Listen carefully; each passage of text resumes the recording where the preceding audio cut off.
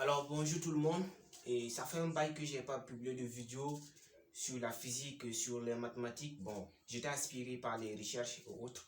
Donc aujourd'hui je viens avec cette nouvelle vidéo où je vais essayer de vous expliquer une équation fondamentale en physique. Et quand je dis une équation fondamentale en physique, je vais parler de l'équation établie par le physicien anglais Isaac Newton. Et je vais parler de cette équation-là, cette fameuse équation qui régit vraiment la mécanique classique. Donc je vais parler de cette équation, la somme des forces extérieures égale à la masse fois l'accélération. Donc je vais essayer de faire une démonstration, d'interpréter cette formule, de te montrer d'où elle vient, de te montrer ce qu'elle veut dire. Donc reste jusqu'à la fin si tu veux comprendre cette formule une bonne fois pour toutes. Donc, et d'habitude, dans les livres de physique, si on veut démontrer l'origine de cette formule, voici ce qu'on fait. Et moi, je ne considère pas ça comme une démonstration. Hein. D'habitude, si on veut démontrer cette formule, on fait la dérivée de la quantité de mouvement et par rapport au temps. Donc, on fait dérivée de la quantité de mouvement par rapport au temps. Et vous savez que la quantité de mouvement, ça fait m fois v. Donc, ça fait la dérivée de m fois v par rapport au temps. Et ça, c'est fait m fois la dérivée de la vitesse par rapport au temps. Et la dérivée de la vitesse par rapport au temps, ça fait l'accélération. Donc, ça fait m fois l'accélération.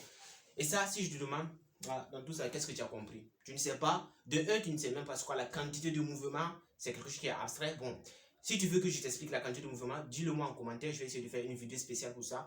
Mais moi, je ne vais pas utiliser cette démonstration ici. Donc, moi, je vais te démontrer de façon intuitive ce que ça veut dire. Ce que l'interprétation de cette formule-là, c'est ce qu'on va faire. Donc, tu es prêt? Alors, let's go. Alors, pour démontrer cette formule d'Isaac Newton, somme des forces extérieures, ça fait masse fois l'accélération. Bah, je ne vais pas déjà débuter par cette formule. Je ne vais pas commencer à mettre cette formule pour pouvoir démontrer quelque chose. Non, ça, c'est pas une démonstration. Je vais commencer par l'histoire. Comment on a fait pour faire la découverte de cette formule. Voilà. Ok, donc, commençons. Somme des forces extérieures, ça fait la masse fois l'accélération. Je commence avec Aristote. Aristote, au début, qu'est-ce qu'il disait? Il disait que lui, il a fait une observation et que pour lui, la force est proportionnelle à la vitesse. Pour Aristote, la force est proportionnelle à la vitesse. Donc, ça veut dire que la force F est proportionnelle à la vitesse V. Ça veut dire que pour avoir une vitesse, il faut une force. Et qu'est-ce que Aristote veut faire passer par là? Qu'est-ce qu'il veut dire avec la force est proportionnelle à la vitesse? Aristote là, il veut nous dire que pour avoir un mouvement, il faut nécessairement une force. C'est-à-dire que pour que moi j'avance, il faut nécessairement une force. Et ici, la force provient d'où? Elle va cette force-là provient de l'énergie que je vais utiliser. Mes organes vont produire cette énergie-là. Donc, c'est ce que veut dire Aristote.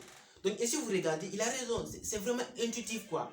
Pour avoir un déplacement, il faut nécessairement une force. C'est-à-dire que pour avoir une vitesse, il faut nécessairement une force. Donc, il a raison. Et cette formule a duré. On a utilisé cette formule durant des siècles, là. Et maintenant, est-ce que c'est vrai?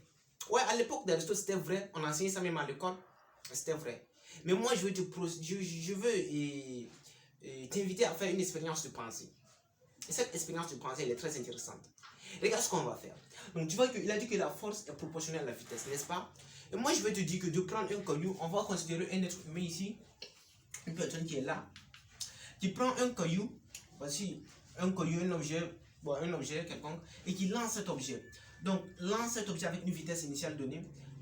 Donc, applique une vitesse V0 et lance l'objet. Donc, on va dire qu'il a lancé l'objet comme ça. Tu vois que l'objet va avoir une sorte de trajectoire parabolique comme ça. Il va venir chuter ici. L'objet va chuter ici, n'est-ce pas? Et on a appliqué une force sur l'objet. C'est pour cela qu'on a donné une vitesse initiale à l'objet. On a pu lancer l'objet, n'est-ce pas? Donc, on a lancé l'objet. Et là, qu'est-ce que Aristote nous dit? Aristote nous dit que la force, c'est proportionnel à la vitesse. C'est-à-dire qu'on ne peut pas avoir de mouvement s'il n'y a pas de force. Mais regardez quelque chose. Quand cet homme-là a lancé l'objet quelconque là, qui est venu chuter ici. Regardez ici. Ici, on a un mouvement.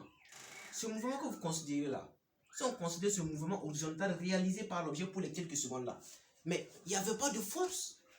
Mais l'objet était en mouvement rectiligne. Voilà, je considère ce petit dx, ce petit déplacement. L'objet est en mouvement rectiligne. Donc l'objet ici s'est déplacé en absence de force. Il n'y avait pas de force ici. Mais l'objet quand même continue à faire un mouvement rectiligne avec une vitesse uniforme ici. Mais si l'objet a chuté, c'est à cause de la force gravitationnelle qui attire l'objet vers bas. Ici, moi, je ne sais pas si cette expérience que je considère ici. Je considère ici l'expérience réalisée par l'objet, le mouvement réalisé par l'objet pour les quelques secondes. C'est ce que moi je considère. Donc, quelque chose de miraculeux. L'objet a pu parcourir cette distance d'ici à là sans l'intervention d'une quelconque force. Pourtant, Einstein nous dit que la force est proportionnelle à la vitesse. Ça veut dire que ça, déjà, ça commence à devenir un peu bizarre. Parce que nous, ici, on a pu faire le mouvement. On a pu faire le mouvement. On a pu avoir une vitesse, mais sans force. Est-ce qu'Aristote a raison? Aristote, il faut qu'on revoie. On dirait que ta formule ne marche pas tout à fait. La force est proportionnelle à la vitesse. Elle est erronée. Elle est fausse. Puisque si ce que Aristote disait est vrai, c'est-à-dire que si on lance la balle, si je lance la balle là, du fait qu'il n'y a plus de force, immédiatement l'objet devrait chuter. C'est-à-dire que si je lance la balle, comme la force est proportionnelle à la vitesse, si la balle quitte ma main, bon, il n'y a plus de force, il n'y a plus d'interaction entre la balle et ma main. Donc, la balle devrait en même temps chuter. Mais la balle, elle a bougé. Elle a bougé, elle a fait une petite trajectoire ici qu'on voit qui est rectiligne. La balle, elle a bougé, n'est-ce pas? Donc, ça veut dire ici que la balle a effectué un mouvement sans force. Sans force. Donc la force n'est pas proportionnelle à la vitesse. On doit revoir la force est proportionnelle à quoi? On doit revoir ça. Donc c'est ce qu'on va voir. Alors pour continuer l'expérience de pensée, je t'invite encore à faire cette expérience-là. Cette expérience qui va nous permettre de voir la force est proportionnelle à quoi? Est-ce que c'est proportionnel à la vitesse? On a dit que c'est faux, c'est pas proportionnel à la vitesse. Ça c'est erroné. Ouais, donc Aristote a été un peu flatté par l'intuition. Donc, je considère l'homme qui est ici et qui tient une balle. Donc, au départ, il est immobile. Il est dans le référentiel terrestre qui est supposé galiléen où il est immobile. C'est-à-dire il est dans le référentiel R, O, X, Y. Voilà, un référentiel où il est supposé immobile, référentiel galiléen. Voilà, c'est-à-dire on considère la Terre. Quoi. Donc, et qu'est-ce qu'il va faire? Il va faire ce qu'on a fait là. Il va lancer la balle. Donc, il va imprimer une certaine force à la balle et la balle va avancer. Donc, et cette force, il va l'appliquer cette force sur un petit temps que j'ai appelé delta t. Donc, il va appliquer cette force et la balle va avancer et il ne va plus appliquer cette force. Et ça veut dire que, c'est comme je tiens cette craie là, je lance la craie et la craie avance comme ça, après l'intervention de ma force. Donc, il va tout simplement lancer la balle et laisser la balle avancer. Donc, ça veut dire que la balle va quitter ce référentiel galiléen là, pour encore entamer, c'est-à-dire que partir dans un autre référentiel galiléen R', un autre référentiel galiléen R', de coordonnées OX', O'X', Y', n'est-ce pas? Donc, ça veut dire que ça c'est le référentiel initial, c'est-à-dire que cette balle-là va rentrer dans un autre référentiel où elle va avancer avec une vitesse que je vais dire supposée constante. Voilà, c'est une supposition qu'on va supposer ici constante pour pouvoir ne pas perdre du temps. Donc cette balle va être dans un autre référentiel. Un autre référentiel que j'ai noté R', O', X', Y'.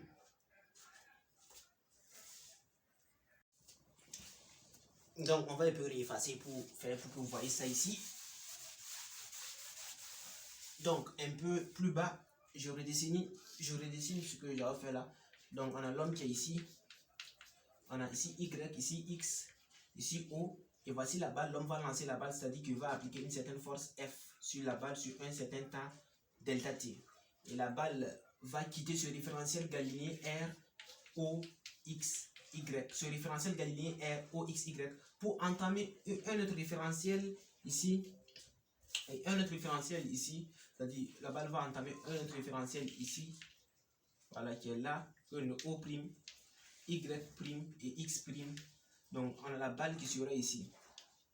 Voilà. Donc, dans ce référentiel-là, la balle est considérée comme immobile. Ça veut dire que la balle est immobile dans ce référentiel, mais la balle avance avec une vitesse delta V, une certaine vitesse delta V par rapport à quoi? Par rapport au référentiel, initial R de coordonnées R, O, X, Y. C'est-à-dire que la balle est dans un autre référentiel. C'est-à-dire que dans ce référentiel, elle est immobile dans ce référentiel. Si moi j'avance à une vitesse de 5 mètres par seconde, bah, je suis immobile par rapport à moi-même.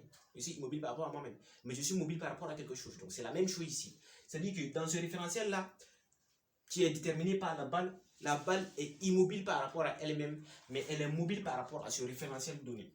Donc, qu'est-ce que je veux dire par là? La personne a appliqué une force sur la balle a quitté le référentiel initial où elle était à vitesse V égale 0 pour rentrer dans un autre référentiel où elle avance avec une vitesse donnée. Mais c'est-à-dire que dans ce référentiel-là, elle est immobile par rapport à elle-même. Et ici, le référentiel, la balle avance par rapport à une vitesse donnée, delta V par rapport au référentiel initial. Donc, ce que je veux dire tout simplement, en conclusion, c'est que la balle a eu une variation de vitesse. Donc, la force que j'ai appliquée là, a fait que la balle a eu une certaine variation de vitesse. Elle a quitté un référentiel donné, OXY, pour entamer un autre référentiel, O', X', Y'. Donc, la force que j'ai appliquée là, est proportionnelle à une variation de vitesse. Donc, la force est proportionnelle à une variation de vitesse. Pas la vitesse elle-même, une certaine variation de vitesse. C'est-à-dire que la force est proportionnelle à une variation de vitesse. C'est-à-dire que la force engendre une variation de vitesse. C'est-à-dire que si j'ai ce chiffon-là, si je tape ce chiffon-là, la force va provoquer une variation de vitesse de ce chiffon-là. C'est-à-dire que le chiffon est supposé immobile par rapport à la Terre. Donc si je tape, le chiffon va avancer. Donc ma force a provoqué une variation de vitesse, n'est-ce pas? Donc la force est proportionnelle à la variation de vitesse. C'est-à-dire que la force n'est plus proportionnelle à la vitesse, mais à la variation de la vitesse. Et la variation de la vitesse, c'est quoi? C'est une accélération. Donc la force est proportionnelle à l'accélération. Mais moi, ce qu'on doit se poser encore, ce qu'on doit savoir encore, est-ce que c'est l'accélération seulement? La force est-elle seulement proportionnelle à l'accélération? Y a-t-il pas un autre coefficient de proportionnalité que le ignore? On doit chercher, on doit voir. Donc, notre balle là, qui est ici, qu'on a lancé là, c'est-à-dire que sa variation de sa vitesse va dépendre de quelque chose. Et ce quelque chose, c'est en réalité la masse. Vous êtes d'accord avec moi que si j'essaie de mettre ce chiffon en mouvement, c'est ma force qui va déterminer. L'intention de ma force va déterminer la variation de la vitesse. Mais la masse aussi va jouer un rôle d'inertie. C'est-à-dire que plus la masse est importante, plus j'aurai une certaine difficulté à déplacer cette masse. Donc, la force va être égale maintenant à la masse fois l'accélération. C'est le seul coefficient de proportionnalité qui est là. C'est-à-dire que l'accélération de ce corps-là va être déterminée avec la force. La force va déterminer l'accélération, mais il y a la masse aussi qui va entrer en jeu. Donc, il ne faut pas oublier. Donc, ça, c'est la formule que je voulais aboutir. F égale m fois A. Donc, vous voyez que la force est égale à la masse fois l'accélération, n'est-ce pas? Donc, ce que Aristote disait, c'était complètement faux, que la force est proportionnelle à la vitesse. Non, la force n'est pas proportionnelle à la vitesse. Si la force était proportionnelle à la vitesse, on n'aurait pas de mouvement rectiligne uniforme. C'est-à-dire que si il y a des corps qui peuvent avancer sans l'intervention d'une force, c'est-à-dire à une vitesse constante, l'objet avance. Donc ici, la force est proportionnelle à l'accélération, c'est-à-dire F égale ma en conclusion, quoi. Et ça veut dire quoi? Ça veut dire que pour avoir une accélération, il faut avoir une force. C'est-à-dire que la force engendre une variation de vitesse. C'est ce que Aristote devait dire. Donc, mais ça, c'est pas l'expression finale, puisque la force a une certaine caractéristique, on peut la caractériser par un vecteur. Donc, on va dire que le vecteur force, c'est égal à m fois a, le vecteur accélération. Et ça, c'est pas une seule force, on parle d'une force, de l'ensemble des forces, donc c'est m fois l'accélération. La somme des forces accélérées, ça fait la masse fois l'accélération. Donc, c'est ce que je voulais aboutir. Donc, tout ce que tu dois retenir ici, c'est que la force engendre l'accélération. Il est possible pour un corps d'avancer, même si ce corps ne subit pas une force. Si je pars dans l'espace intersidéral, où il y a un vide absolu, c'est dans l'espace intergalactique, et je lance un objet avec une vitesse donnée, l'objet va continuer à bouger, même s'il n'y a pas une force. Tout ce qui peut changer la trajectoire de l'objet, c'est la présence d'une force qui va engendrer une accélération, une déviation de trajectoire. Donc, Aristote a tort. Donc, sur ce, je mets fin à cette vidéo. Dans la prochaine vidéo, je vais essayer de parler de la quantité de mouvement. Si tu es intéressé, écris-moi en commentaire. Et si la vidéo t'a plu, n'oublie pas de t'abonner à ma chaîne, de liker, de commenter, de laisser un pouce bleu pour m'encourager. Donc, à plus pour de nouvelles vidéos en physique.